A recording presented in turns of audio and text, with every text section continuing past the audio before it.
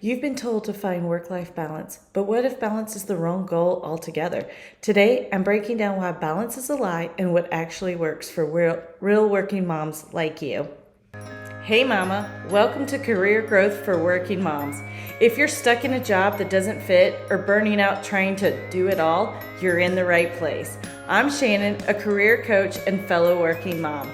Here, you'll get simple career strategies and strength-based leadership tips to help you grow with clarity and confidence. So grab your coffee or reheat it for the third time and let's do this.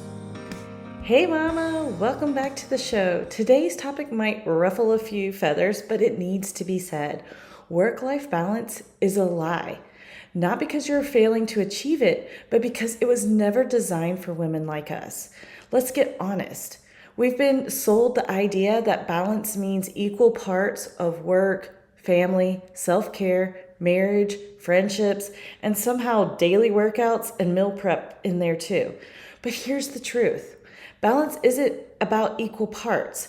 It's about aligned presence. Think about it.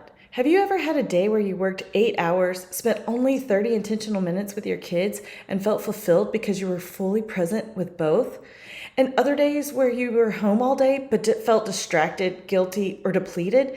That's because balance isn't about time distribution. It's about energy, focus, and alignment. So let's bust some of the hidden beliefs stealing your peace. Number 1, balance means doing it all equally every day. Nope, nope, nope. Your days are going to ebb and flow. Trying to force equality into an unequal life creates constant disappointment. Number 2, once I find the right routine, balance will just happen. Routines are great, but life changes. Kids get sick, bosses move deadlines. Balance requires an adaptation, not rigidity. Okay, number 3, if I work less, I finally will feel balance. Reducing hours can help, but if your mindset and your priorities aren't aligned, you'll fill that extra time with other obligations. Okay, number 4, balance is selfish. Everyone else's needs come first. If you're running on empty, you're giving from depletion, not overflow. Balance isn't selfish, it's sustainable. Okay, number 5. Balance is about my calendar. Your calendar reflects your choices. True balance starts with your values. So which of these beliefs has kept you striving for an impossible version of balance? Here's where this gets powerful. Each leadership style experiences imbalance differently and needs different strategies to realign. So, you boss ladies in action, you thrive on getting things done. When you're out of balance, it's often because your worth has become tied to productivity. Your realignment strategy, define what done actually means this week, quality over quantity, and schedule rest like a task, and then check it off. So you charismatic queens, you thrive on energy, inspiration, and connecting with others. When you're out of balance, you're likely overcommitting to staying visible or relevant.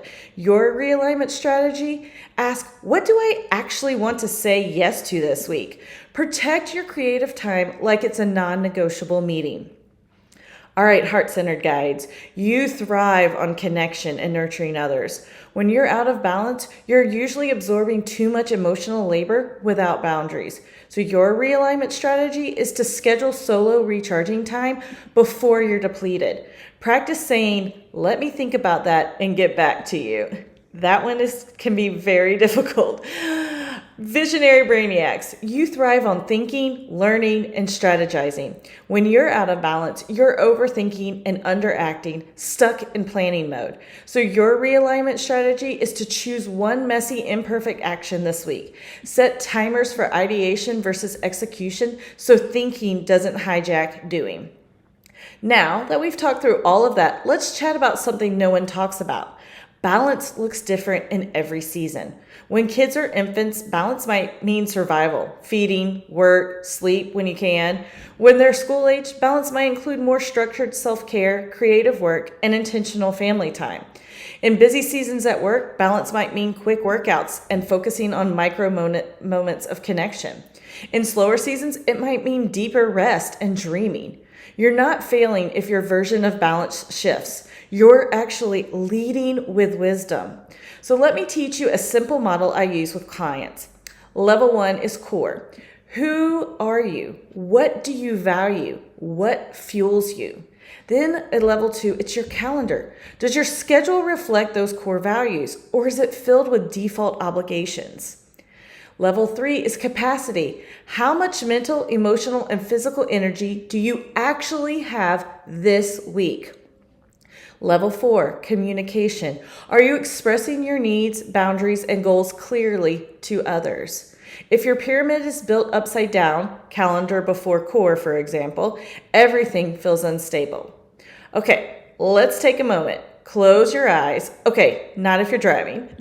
Breathe in and breathe out. Imagine it's Friday evening. You're looking back on the week. What did you do this week that made you feel alive? Where did you show up fully? When did you feel calm and unrushed? What didn't you do that you're so glad you said no to? That is balance for you in this season. So let me give you a real life story. Sarah is a visionary Brainiac client. She came to me feeling constantly behind. She'd read every productivity book, but felt like nothing was working. Turns out she was spending so much time planning the perfect week that she never took imperfect action. Once we reframed balance to mean living aligned, not equal, she stopped overcomplicated and started moving. Her work felt lighter, her home felt calmer, and her confidence skyrocketed. So as we wrap up today, here's your balance reset challenge this week. Ask yourself, where am I choosing equal over aligned? Redefine balance for this season that you're currently in life. And if you haven't yet, take the leadership style quiz. The link is below to anchor your strategy and how you're naturally wired. And mama, if this episode helped you breathe again, screenshot it, share it to your stories, leave a review. Your words help other working moms ditch hustle for harmony.